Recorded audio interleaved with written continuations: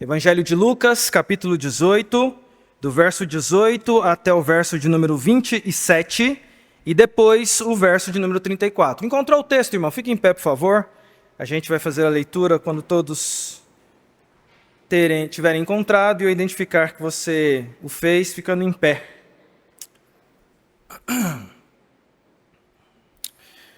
Amém. Diz assim a palavra do Senhor.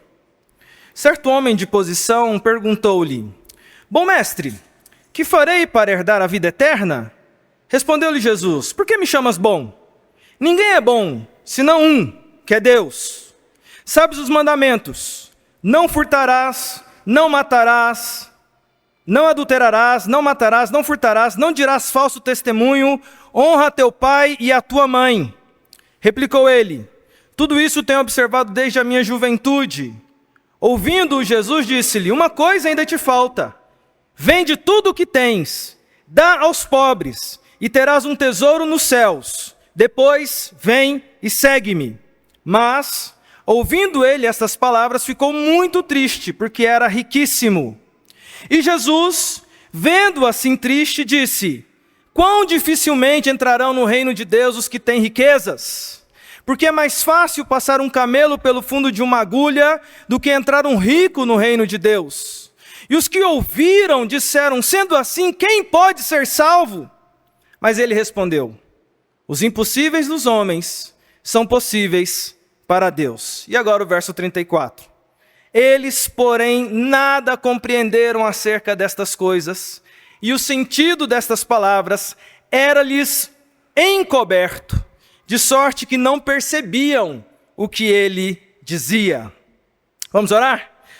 Pai, nós te bendizemos pela tua palavra, porque nós temos o privilégio, ó Deus, de expor o texto aqui, abrir a tua palavra, estudar, ter liberdade, ó Deus, de passarmos um tempo bom aqui estudando, de termos saído das nossas casas hoje, ó Deus, orando, pedindo que o Senhor falasse conosco, não só os que estão aqui, mas os que acompanham pela internet também, ó Deus, em sentido de reverência e de culto, ó Deus. Nesse momento estão com o livro aberto, com a escritura aberta, com o desejo sincero de ouvir o teu direcionamento, a tua voz. E a minha oração ao Senhor, ó Deus, é pedindo misericórdia sobre nossas vidas, porque, ó Deus, nós estamos aqui confiados na promessa do Senhor, de que o Senhor haveria de cuidar da tua igreja, do teu rebanho. Senhor, o rebanho é teu, a igreja é tua, o povo é teu, Jesus morreu por eles. E eu quero pedir ao Senhor, ó Pai, que em nome de Jesus, teu Filho, que morreu por mim e pelos meus irmãos, que mais uma vez, ó Deus, com graça, o Senhor, ó Deus, com teu Espírito Santo, venha nos instruir na tua palavra, de forma que sejamos edificados, fortalecidos, alimentados, abençoados pelo Senhor, e que, ó Deus, tudo o que acontecer aqui nesse momento de meditação da palavra, redunde, ó Deus, em louvor ao teu nome, em uma igreja mais fortalecida, mais unida e influenciadora na sociedade onde o Senhor a colocou, ó Pai. Senhor, cuida das nossas famílias. Senhor, perdoa os nossos pecados. Senhor, livra de nós mesmos. Senhor, traz o nosso pensamento cativo à tua presença nessa hora e nos abençoe, ó Pai. Fala ao nosso coração, é a nossa súplica sincera que fazemos a ti, em nome de Jesus. Amém. Os irmãos podem se assentar. Eu quero pensar com vocês aqui nessa manhã sobre o tema, o enigma da verdadeira bondade. O enigma da verdadeira bondade. E quero propor aqui dois argumentos. Como entender a salvação é o meu primeiro argumento, e o meu segundo argumento é: quem é bom o suficiente? Como entender a salvação e quem é bom o suficiente? O enigma da verdadeira bondade. Eu vou começar pelo final. O verso 34 é muito interessante porque Jesus e Lucas faz um comentário dizendo assim, que naqueles dias eles não estavam entendendo o que Jesus estava falando porque era encoberto, eles não percebiam o que Jesus falava. Na verdade, eu tenho a impressão, irmãos, que nós temos dificuldade de entender a história do jovem rico. Chamado assim de jovem rico porque tanto no Evangelho de Mateus, quanto Marcos, quanto Lucas, essa história é narrada para nós e nós temos uma tendência a focar, a meu ver, em algo que Jesus não está focando ali de maneira primeira e nós focamos no periférico, deixando o principal de lado. A gente foca no periférico, que é a riqueza, e a gente esquece do principal. e o que essa história está falando. E eu quero mostrar aqui para vocês do que essa história está falando. O enigma da verdadeira bondade. Eu gosto muito de Lucas na sua narrativa, porque Lucas é o médico, Lucas é o historiador, Lucas é aquele cara que andou com Paulo, Lucas também andou com Marcos. Você vê isso lá no final de Colossenses, que na comitiva de Paulo estava lá Marcos, que escreveu o Evangelho de Marcos, e Lucas, nesse mesmo grupo, juntamente com o apóstolo Paulo, gente que influenciou a humanidade andando junta. E Lucas, quando ele escreve o seu evangelho, ele tem uma proposição muito clara de apresentar fatos. Ele é aquele evangelho que é mais detalhado, ele vai em detalhes da história e ele apresenta histórias que ninguém contou, que só ele contou. E aqui é uma história que não só ele conta, os outros evangelistas contaram também, mas ela está dentro de um contexto em que só ele conta. Se você reparar bem, você vai perceber que no Evangelho de Lucas, esse trecho, que é o trecho final aqui, que vai, a partir do capítulo 15 e 16, ele vai começar uma narrativa de Jesus indo em direção a Jerusalém, indo da Galileia para Jerusalém, e essa viagem é a viagem derradeira, é a viagem para a Páscoa, a principal das Páscoas, a Páscoa onde Jesus vai morrer em nosso lugar.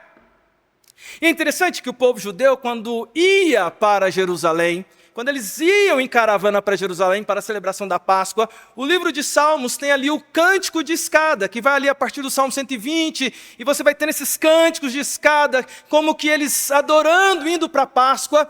E Lucas faz um paralelo engraçado, interessante. Ele faz como que um cântico de escada de Jesus indo para a Páscoa em Jerusalém, onde ele vai ser oferecido. E Jesus, ele vai contando parábolas ao longo da viagem. Só Lucas faz essa narrativa. Cântico de escada que Lucas constrói de Jesus indo para Jerusalém.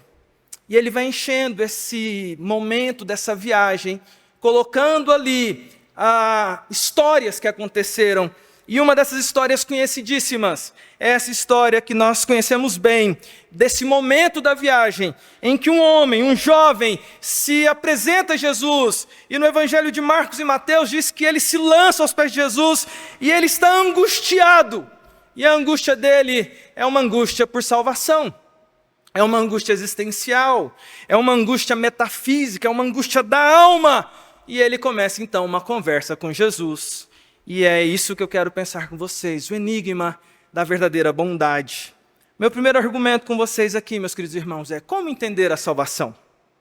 Veja que a conversa dele com Jesus começa da seguinte forma, a partir do verso 18. Certo homem de posição perguntou-lhe, e aqui os outros evangelhos dizem que ele se lança aos pés de Jesus, e ele começa uma conversa dizendo: bom mestre, que farei para herdar a vida eterna? Jesus responde-lhe: por que me chamas bom? Ninguém é bom senão um que é Deus. Sabe os mandamentos? Não adulterarás, não matarás, não furtarás, não dirás falso testemunho, honra teu pai e a tua mãe. Replicou ele: tudo isso tenho observado desde a minha juventude. Ouvindo Jesus, disse-lhe: uma coisa ainda te falta. Vende tudo o que tens, dá aos pobres, e terás um tesouro nos céus. Depois vem e segue-me. Mas ouvindo ele estas palavras, ficou muito triste, porque era riquíssimo. O texto diz para nós que Jesus estava em viagem, e essa viagem é interrompida nesse momento, quando um jovem se lança aos pés de Jesus e com a seguinte expressão: bom mestre. Bom mestre. Ele chama Jesus de bom. E ele faz uma pergunta na sequência: o que eu vou fazer para herdar a vida eterna? E Jesus começa a responder segundo aquilo que foi apresentado para ele. E a primeira coisa que Jesus fala para ele é assim: bom? Por que você está me chamando de bom? Bom só tem um, que é Deus. E é interessante Jesus colocar isso, porque quanto mais eu estudo esse texto, a impressão que eu tenho, irmãos, e é essa a minha argumentação com vocês, é que esse jovem está profundamente angustiado existencialmente, ele está em busca de respostas, mas ele tem um conceito equivocado no coração dele. Ele acha que ele é bom. Ele acha que ele é bom. Há até uma suspeita de que ele se ache tão bom quanto ou mais que Jesus, porque ele chega e fala assim: bom mestre. E Jesus, quando diz: eu acho que você está equivocado sobre bondade, porque bom só tem um. Jesus já começa a dar uma resposta, a meu ver, irmãos, ao coração daquele jovem, porque ele tinha conceitos sobre bondade, conceitos equivocados. Mas ele está dizendo aqui, o que eu faço para herdar a salvação? E aí Jesus começa a responder para ele, olha, você vai guardar os mandamentos. E é interessante que a resposta dele é, mais uma vez, envolvendo bondade. Ele diz assim, eu tenho feito isso, desde a minha juventude. Meu querido irmão, você percebe o que esse jovem está fazendo? Ele está dizendo para Deus, bom mestre, eu sou bom, porque o que você propôs para mim, eu estou fazendo. Eu sou bom. E aqui a gente tem uma perspectiva de bondade que é interessante, porque revela um pensamento nosso sobre bondade. Aliás, deixa eu fazer uma pausa aqui e dizer para você, nós falamos tanto sobre bondade, cantamos sobre bondade, mas será que nós entendemos o quão importante é entender a bondade, esticar o nosso conceito, esticar o nosso pensamento sobre isso? Bem, bondade tem dois aspectos aqui que me chamam a atenção, pelo menos pelo olhar do jovem rico. Bondade envolve capacidade, eu sou bom, eu sou capaz, eu sou bom, eu faço.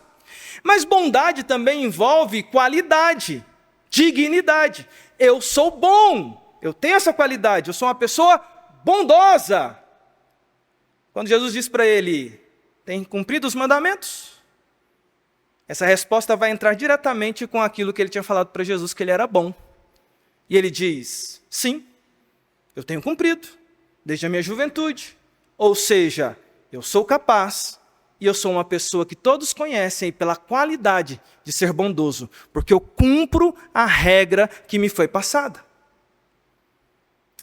Mas a minha proposição aqui com vocês é como entender a salvação. Porque esse jovem está cumprindo essas regras todas, mas há uma angústia existencial na alma dele. Ele parece que não está satisfeito com isso que ele tem feito, e não há indício nenhum que ele esteja mentindo. Pelo contrário, ele parece ser um cumpridor de regras. E Jesus vai replicar para ele, dizendo, ok, você está fazendo isso mesmo, você tem observado isso, mas falta uma coisa. E aí, meus irmãos, é que entra um aspecto muito interessante de uma cosmovisão que esse jovem tinha.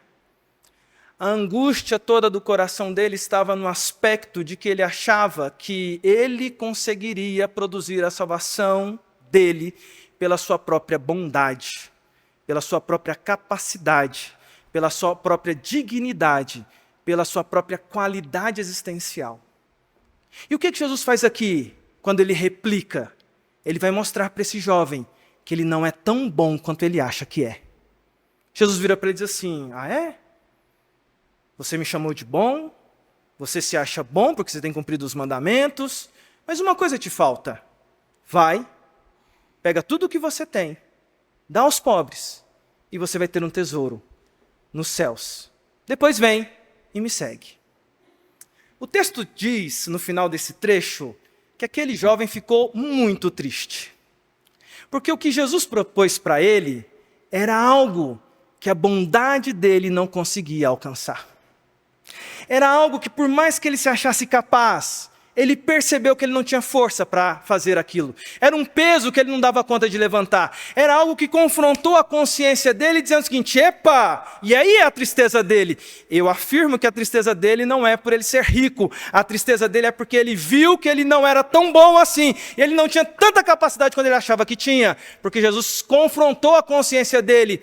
E ele percebeu que ele sozinho não conseguia fazer aquilo. Ele sai muito triste, porque ele percebe que ele não consegue dar aquilo que é necessário para ser de fato reconhecido como bom. Sabe, irmãos, essa é uma coisa interessante de nós pensarmos aqui nessa manhã. Será que nós nos achamos bons? Será que somos bons? E eu tenho percebido que toda a nossa estrutura de conceito de bondade é uma estrutura que está distorcida pela nossa sociedade. Me permitam fazer essa observação com vocês. Porque a nossa bondade, muitas vezes, é igual a do jovem rico. É uma bondade embasada naquilo que a gente consegue fazer. E o que a gente consegue fazer, a gente acha que é bom. Mas quando a gente é desafiado a fazer aquilo que a gente não consegue fazer, a gente acaba se dando de frente com a nossa consciência e percebendo que nós não somos tão capazes, nem tão com tanta qualidade assim. Deixa eu explicar para vocês. Muitas e muitas vezes, A nossa bondade, ela é definida pelo resto. A gente é bom com o que sobra. Já viu que a gente é bom assim? Ou seja, eu tenho algo que não vai me faltar. Eu tenho algo que é o resto. Eu tenho algo que está sobrando. Eu tenho algo que eu não preciso. Eu vou ser bom com aquilo. E aí, meu amigo, quando eu sou bom com aquilo que é o resto, que não é o principal, que não vai ser pesado de verdade, que não vai causar tanta dificuldade, quando eu sou bom naquilo que é fácil para mim, mas a gente tem uma sensação de que a gente é bom, né? Evidentemente que de um para outro a capacidade diferencia. Eu me lembro de um Teleton que aconteceu há alguns anos atrás, e no final do Teleton, que eles fazem aquela arrecadação para uma causa muito nobre, a causa é nobre, veja que a causa é nobre, a gente fica com aquela sensação, vou ajudar porque me dá uma sensação de que eu estou ajudando alguma coisa nobre, né? No final do Teleton, que eles estavam ali para arrecadar aqueles milhões que precisavam arrecadar para construir novas sedes, surge um senhorzinho lá na frente do Silvio Santos, e eu me lembro dessa cena porque eu fiquei impressionado. Ele chega e doa 2 milhões de reais. Eu falei, nossa! Eu lembro que eu fiquei vendo aquela cena na TV, ele dando, e ele falou assim, e o Silvio perguntando para ele, isso aí é pessoa física ou é pessoa jurídica? Não, é pessoa física, 2 milhões. Eu falei, nossa! Estava assistindo aquele finalzinho, e eu falei, gente, 2 milhões é muito dinheiro. Aí o Silvio Santos, que é curioso, naquela época, né, estava ainda na ativa, o Silvio Santos vai perguntar para ele, e aí, como é que me fala aí de onde vem esse dinheiro, como é que o senhor é? Aí ele foi falar assim, pois é, Silvio, é porque, então, eu tenho 3 Ferraris, 5 Lamborghinis, 18 Porsches. Meu amigo, o homem era mega, ultra, hiper milionário. Portanto, para ele dar 2 milhões de quem tem muito, não era pesado. Para mim que não tenho é muito. Mas para ele era um resto daquilo que ele tinha. Mesmo que o resto é mais do que a gente tem. O que eu estou definindo com você é, muitas vezes, a nossa bondade é medida pelo resto. Eu dou o resto. Eu dou do que sobra. E aí eu bato no peito e falo, eu sou bom. Só que a história continua. E quando Jesus fez esse negócio e falou assim, vai lá e dá o que tens, os discípulos estão lá curiosos ouvindo. E quando o jovem sai triste, eu quero afirmar para vocês aqui que a tristeza não é só do jovem, não. A tristeza é de todo mundo, porque lá na sequência do texto, vê lá o versículo 24, diz assim, e Jesus, vendo assim triste, disse, quão dificilmente entrarão no reino dos céus que têm riquezas, porque é mais fácil passar um camelo pelo fundo de uma agulha do que entrar um rico no reino de Deus. E aí o pessoal pergunta, não é mais o jovem rico, não. Olha a pergunta que o pessoal faz. Sendo assim, versículo 26, quem pode ser salvo? E lá no versículo 28, você vai ter Pedro, que está angustiado com a situação. Pedro diz assim, ele chega em Jesus e fala assim, Jesus, o senhor colocou um padrão muito alto, Jesus. Pedro é que chama Jesus para o canto, né? Jesus, vem cá, deixa eu conversar com você aqui. O senhor está lembrado que eu deixei, será que serve? Eu deixei minha casa, eu deixei minha mulher, eu deixei meus irmãos, eu deixei os pais, eu fiz, isso aí serve para o senhor? Porque o senhor colocou um padrão muito alto, Jesus. Vai vender tudo o que tem, que padrão é esse? Mas o versículo 27 dá uma pista para nós e diz assim, os impossíveis aos homens são possíveis para Deus. Eu queria chegar no meu segundo argumento com vocês. O enigma da verdadeira bondade. Se, em primeiro lugar, a gente precisa entender a salvação, e a salvação não é pela nossa força, não é pela nossa bondade, a gente nunca é bom o suficiente. A pergunta, e é o meu segundo argumento com vocês, quem é bom o suficiente, meus irmãos? Quem é bom o suficiente? Quem é bom o suficiente? Eu queria voltar para o texto, lá do começo, e propor uma análise com vocês desde o começo. Porque lembra que eu comecei do final e falava assim, Jesus propôs essas questões e ninguém entendia o que ele estava falando, ninguém entendia o sentido das palavras. Eu tenho uma interpretação sobre esse texto para voltar lá para o começo. E o começo da história começa com um jovem chegando para Jesus, e a pergunta, e o meu segundo tópico é, quem é bom o suficiente? O começo da história começa com o versículo 18 dizendo assim, certo homem de posição perguntou-lhe, bom mestre, que farei para herdar a vida eterna? Jesus responde: por que me chamas bom? Ninguém é bom, senão um, que é Deus. Eu quero começar respondendo essa pergunta para você, olhando para o texto e dizer para você aqui, meu querido irmão, que bondade é um negócio muito sério. Porque quando eu olho para a Escritura e pegando as próprias palavras do Senhor Jesus, bom, bom, bom de verdade, no sentido de capacidade, no sentido de qualidade, só tem um. E Jesus disse, é Deus. Só Ele é bom. E por que é interessante isso? Porque eu gosto dessa história e desse enigma, porque toda essa conversa que Jesus permite que aconteça, acontece depois que tem essa sentença. Só tem um que é bom, que é Deus, e eu vou mostrar que só Ele é bom. Percebe? E aí eu queria tentar mostrar algumas coisas para vocês, meus irmãos. O jovem rico, ele é um rico aqui, mas deixa eu dizer uma coisa para você. Se você não percebeu nesse texto, ele não é o mais rico da história. A gente tem um erro aqui. Tem alguém mais rico nessa história aqui. Tem alguém mais rico, infinitamente mais rico do que esse jovem. E é interessante que ele já chega, Jesus conhece a intenção do coração dele, e ele chega e diz assim, bom mestre, porque ele se acha bom, e Jesus vai mostrar que ele não é bom, ele vai dizer assim, calma lá, por que você está me chamando de bom? Porque eu acho que você não me considera bom. Bom de verdade só tem um que é Deus, e a história vai revelar como Deus é esse bom. Ele diz assim, o que eu faço para herdar a salvação? E ele vai dizer assim, guarda os mandamentos. Na verdade, o jovem, ele procurava guardar os mandamentos, mas a gente sabe que só tem um que cumpriu os mandamentos sem falhar em nenhum deles. Só tem um que é bom de verdade. E o nome dele é Jesus Cristo. Você só está aqui, nessa manhã, por causa da bondade de Jesus. Porque ele cumpriu. Ele não falhou em nenhum dos mandamentos. Nenhum ele falhou. É na bondade dele que você está. Jesus é que pode dizer assim, eu cumpro os mandamentos. E ele os cumpriu à risca até o final. Mas a história não para por aí, porque o jovem rico vira para Jesus e fala assim, não, eu tenho cumprido isso há muito tempo. E Jesus então falou assim, você tem cumprido? Então falta uma coisa, vai, vende tudo o que tens, dá aos pobres e vem e me segue. Quando a gente vê essa expressão e Pedro se assusta e os outros se assustam perguntando quem é que pode fazer uma coisa dessa, o que Jesus estava querendo fazer aqui era mostrar. E eu quero mostrar aqui para você que essa história não é sobre riqueza, essa história é sobre bondade. E Jesus está mostrando para nós aqui a bondade de Deus. Sabe por quê, meu irmão? O jovem rico não foi capaz de abrir mão da riqueza dele. Mas o nosso Deus, o verdadeiro rico, ele abriu mão de toda a riqueza dele por amor a mim e por amor a você. O verdadeiro rico da história abriu mão. Quer um exemplo disso?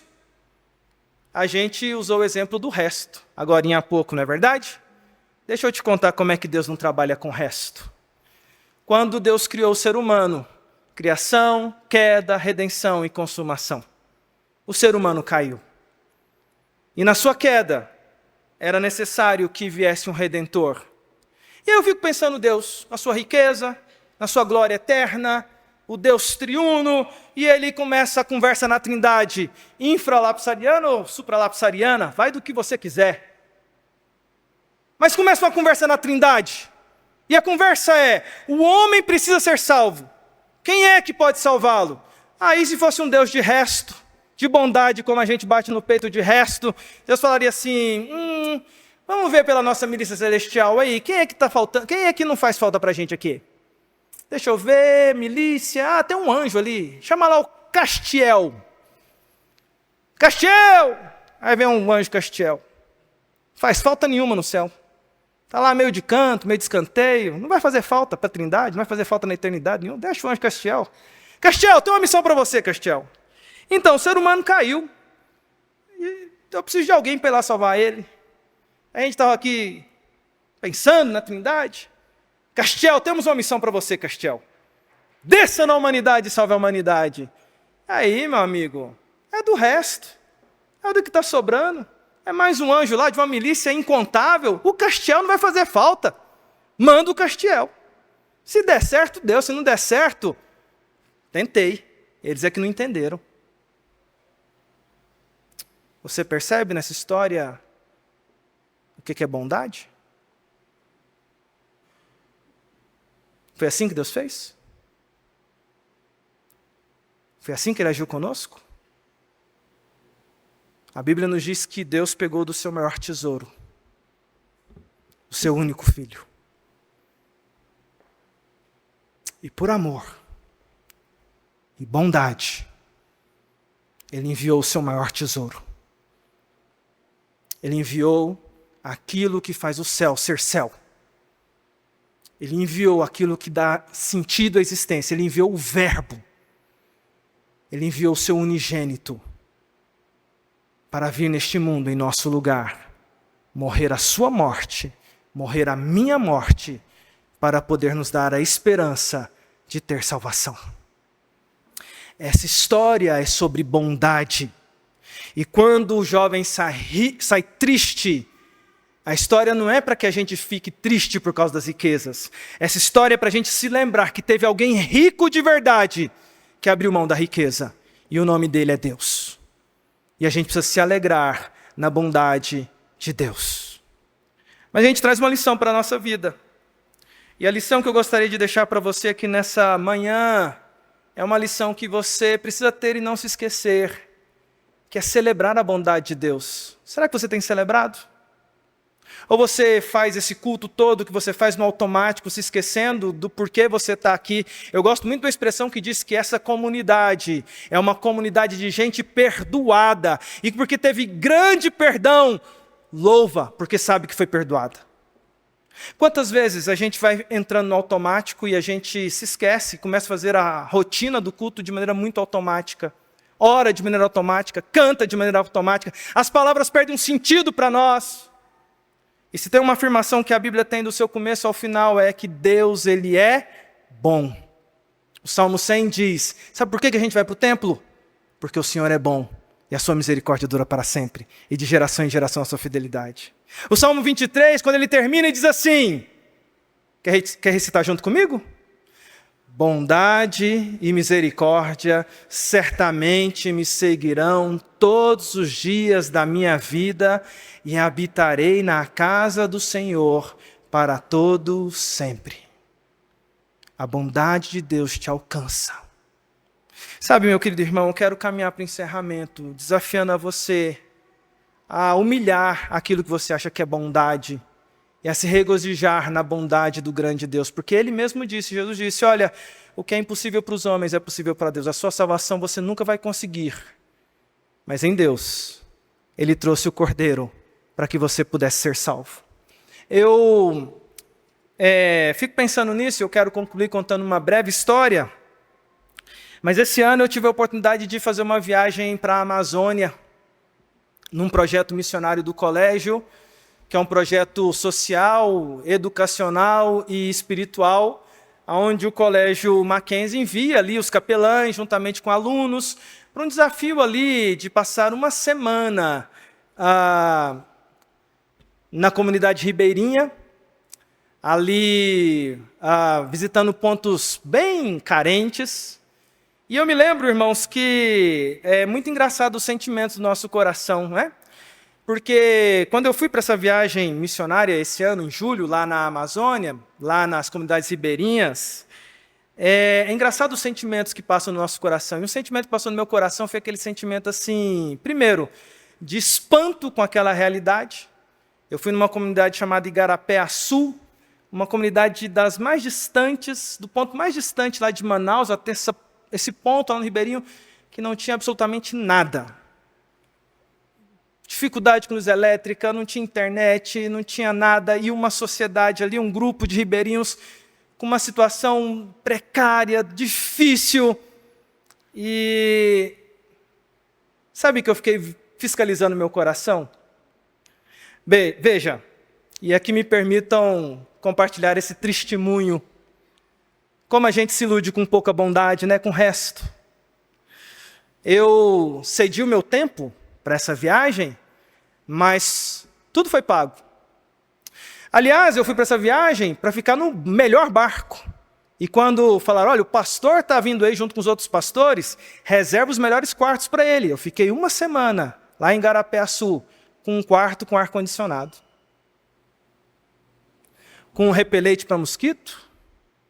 E o trabalho era assim, difícil? Era, mas fazia 2, 3 horinhas, voltava para o barco. Cansava, voltava para o barco. Deu uma estafazinha, voltava para o barco. Mas a gente é bom em bater no peito e falar assim, nossa, eu sou bom demais. Dei o resto do meu tempo numa viagem de uma semaninha. E a tendência da gente bater no peito e falar assim, nossa, como eu sou bom, é muito grande. Vi uma comunidade carente, me emocionei muitas vezes com as dores, mas sempre eu me lembrava de uma coisa, agorinha eu estou em casa, agorinha eu estou na minha segurança, agorinha eu estou na minha estrutura de novo e vai ficar tudo bem. Muitas vezes a nossa bondade é assim, irmãos, do resto. E a gente se glorifica com o resto. Isso é vanglória.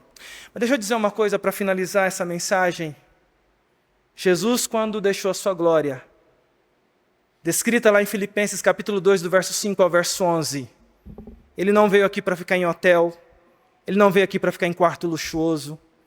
Ele não veio aqui para ficar uma semana com horas contadas para voltar. Ele veio de coração na nossa miséria, na nossa lama, na nossa tragédia. Ele veio na nossa tragédia. E ele, na nossa tragédia, nos resgatou e disse, eu estou aqui para tirar você desse lamaçal e te dar acesso ao meu palácio. Meu querido irmão, que você, nessa manhã, início de tarde, se lembre quão poderoso é o seu Deus. E agradeça a Ele pela bondade dEle. Seja bom, doe, faça coisas. Mas lembre-se que a sua bondade não se compara à bondade do Senhor. Porque como Jesus disse, bom só tem um. E Ele é o nosso Deus. E que privilégio a gente está aqui nessa manhã, celebrando esse Deus bondoso, que bondosamente nos resgatou da perdição. Que Ele abençoe a sua igreja, que Ele abençoe a Igreja Presbiteriana Unida, em nome de Jesus.